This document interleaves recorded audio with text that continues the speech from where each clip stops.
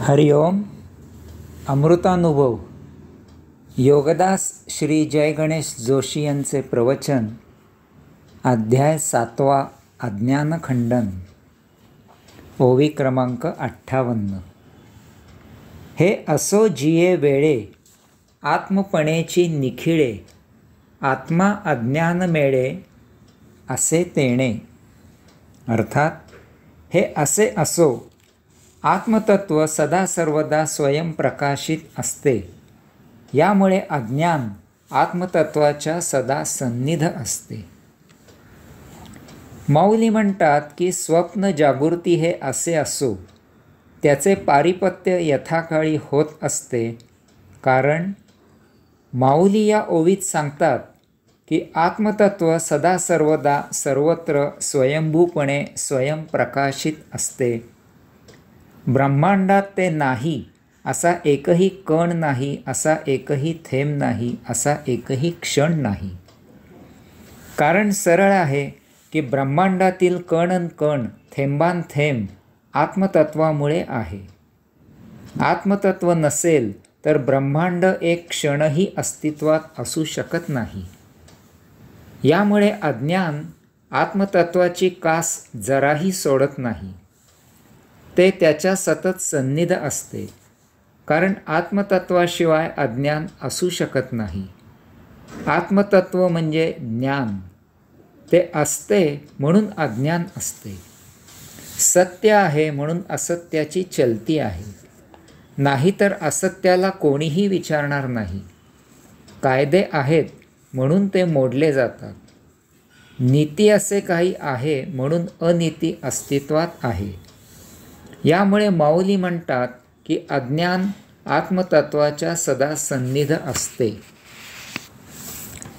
माऊली पुढे सांगतात की अज्ञानाच्या सदा सन्निध असलेले आत्मतत्वज्ञान सदा सर्वदा स्वयंभूपणे स्वयंप्रकाशित असते.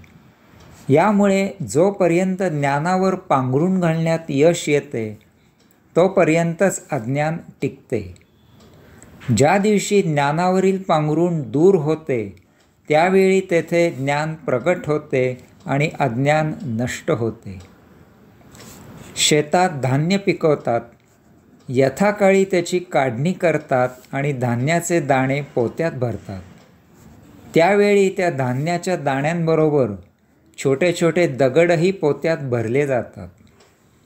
जोपर्यंत ते धान्याचे दाणे निवडले जात नाहीत तोपर्यंत ते दगड सुखे नैव त्या धान्याच्या दाण्यांबरोबर धान्याचे दाणे म्हणूनच मिरवतात.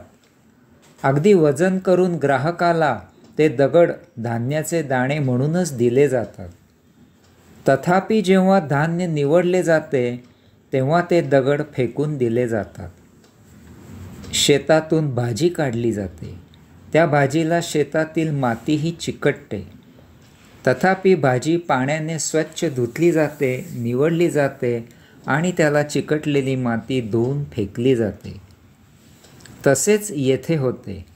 अज्ञान ज्ञानाला पकडून स्वतः ज्ञान म्हणून मिरवत असते. तथापि यथाकाळी योग्य गुरु भेटतो आणि अज्ञान नष्ट होते आणि त्याखाली असलेले ज्ञान प्रगट होते. त्यायोगे स्वप्नावस्थेत किंवा सुषुप्तावस्थेत असलेला जागृतावस्थेत येतो आणि ज्ञानी होतो. ओवी क्रमांक 59. जैसे न करिता मंथन काष्ठी अवस्थान, जैसे का हुताशन सामर्थ्याचे.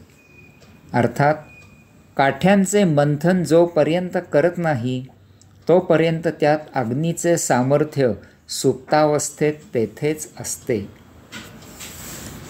झाडाच्या फांद्या वादळाने एकमेकांवर घासल्या गेल्या आणि त्यामधून अग्नी प्रकट झाला आणि अशा प्रकारे तो मानवाला माहीत झाला.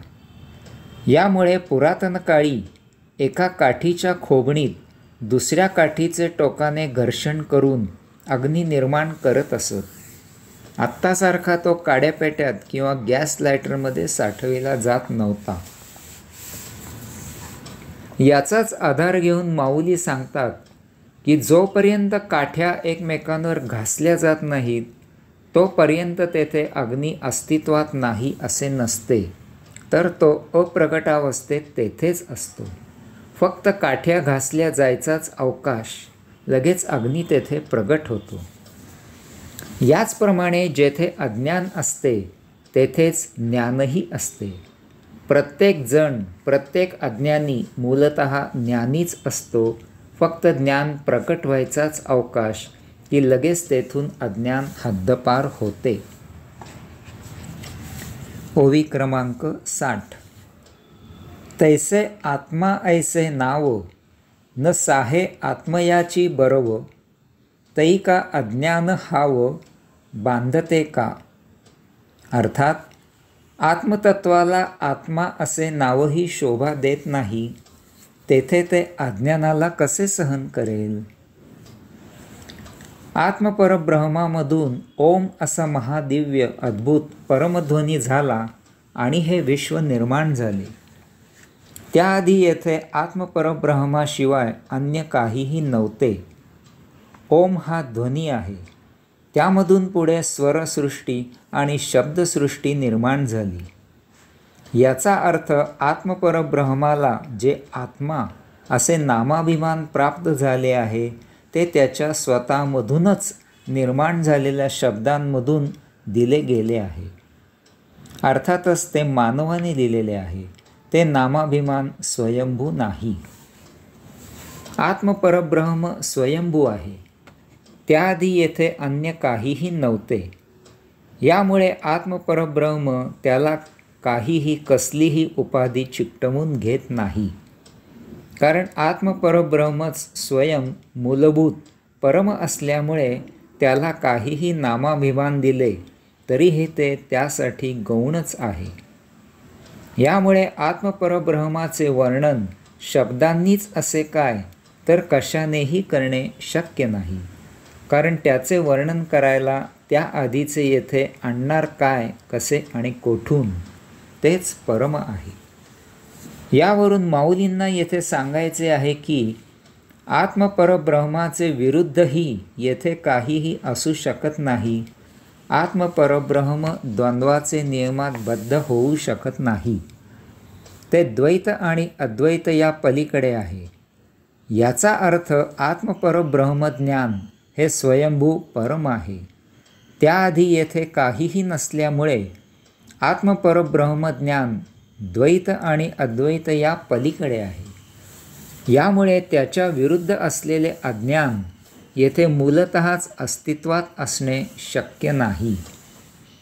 तरीही येथे अज्ञान आहे असे दृष्टोत्पत्तीस येते. याचा अर्थ अज्ञान हा मानवी आभास आहे. तो मानवी विचार आहे. ती मानवी कल्पना आहे. यामुळे अज्ञान मिथ्या आहे. कदाचित ते मानवाच्या व्यवहाराला, त्याच्या तर्कशास्त्राला साजेसे असेलही, तथापि ते मिथ्या आहे हे निश्चित. यामुळे माऊली येथे म्हणतात की जेथे परमस्वयंभू आत्मज्ञान, आत्मा किंवा कसलेही अन्य नामाभिमान चिकटवून घेत नाही तेथे ते अज्ञान कसे सहन करेल. तेच सर्वस्वाचे निर्माते असल्यामुळे, त्याच्यामधूनच सर्व काही निर्माण झालेले असल्यामुळे ते सर्वस्वाच्या पलीकडे आहे. आता हे जास्त चांगले समजण्यासाठी माऊली येथून पुढे दृष्टांत देत आहेत.